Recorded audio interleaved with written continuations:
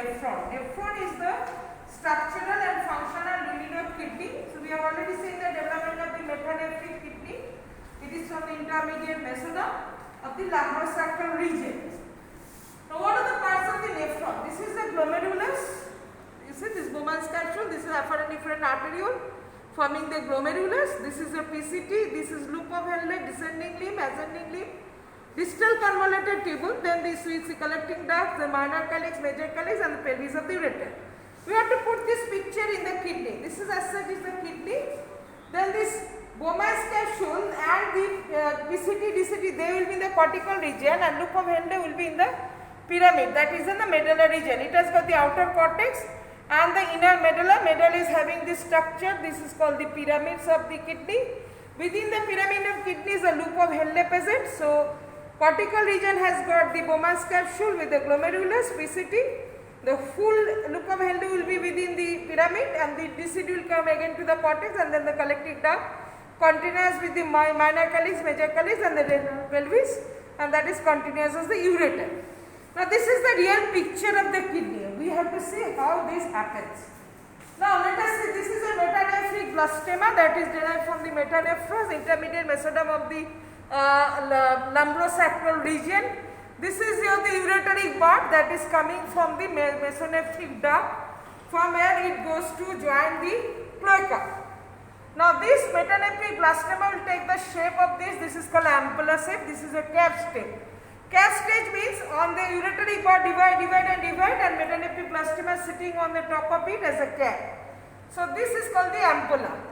Then we will see the blastonemal stage. So this is the blastonemal stage of the metanephros. From this the metanephros, ultimately the nephron will take its position. This is the vesicle shaped. This is the metanephric will take the shape of vesicle in continuity with the ureteric part. This is called the coma stage of the metanephric blastema, and ultimately this is the edge-shaped nephron which is communicating with the ureteric part. This communication of the secretory part and the collecting part. So kidney has got two parts, embryologically secretory part or excretory part and the collecting part. Secretory part and excretory part develops from the metanephric blastema and collecting part develops from the ureteric part. And this communication sets in, and then the communication will give rise to the circulation of the urine from the nephron to the collecting ducts, minor calyx, major calyx, to the ureter, to the urinary bladder. This is how the kidney develops, the nephron, that is the structural functioning of the kidney develops, and then the functioning of the excretory system of the baby fetus starts. Now if this communication doesn't set in, what happens? I told yesterday that there is a congenital polycystic kidney. The nephron will be loaded with urine and the communication is not set in with the collecting part. Urine will be secreted, but it is not been collected by the collecting tubules due to non-fusion of the secretory part and the collecting part. It is a genetical disorder.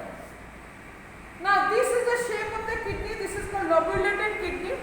Baby will be born with the lobulated kidney, and in infancy with the growth of age, then lobulated kidney becomes a normal kidney.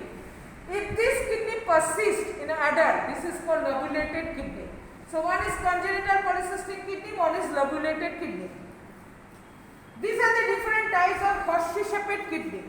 This shape of the horse, so this is the shape of the horse where the lower pole of the kidney is fused with each other. This is in the lower lumbar region. This is what is happening. This is the upper pole. They are fused with each other and overlying the dorsal aorta. Now this is where this is inframesenteric artery that takes origin at the level of L3. The ascent of kidney is arrested at that part, and this is the one type of horseshoe-shaped kidney. So when horseshoe-shaped kidney comes, you have to write the development of kidney, then the ascent of kidney, and this ascent of kidney get arrested at the level of L3 by the origin of inferior mesenteric artery. This is all about your horseshoe-shaped kidney.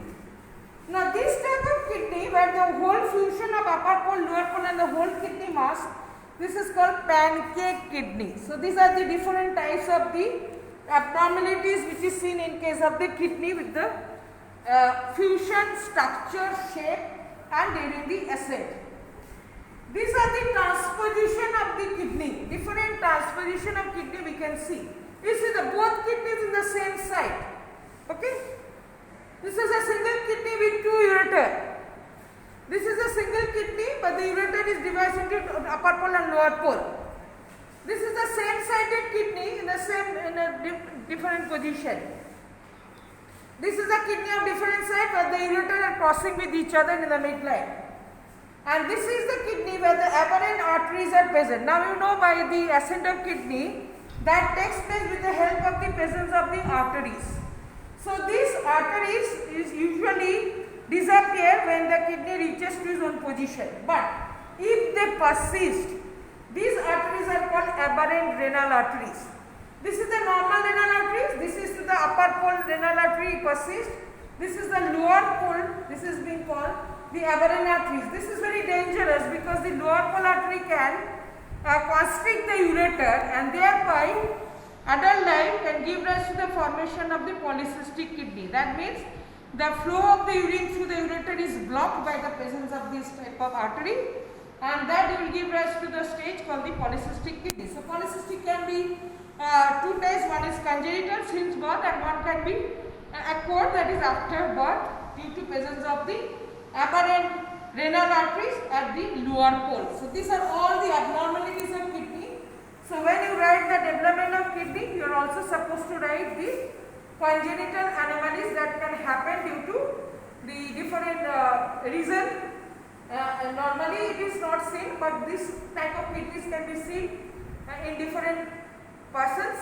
So this is all about your development of kidney with these congenital anomalies. Okay.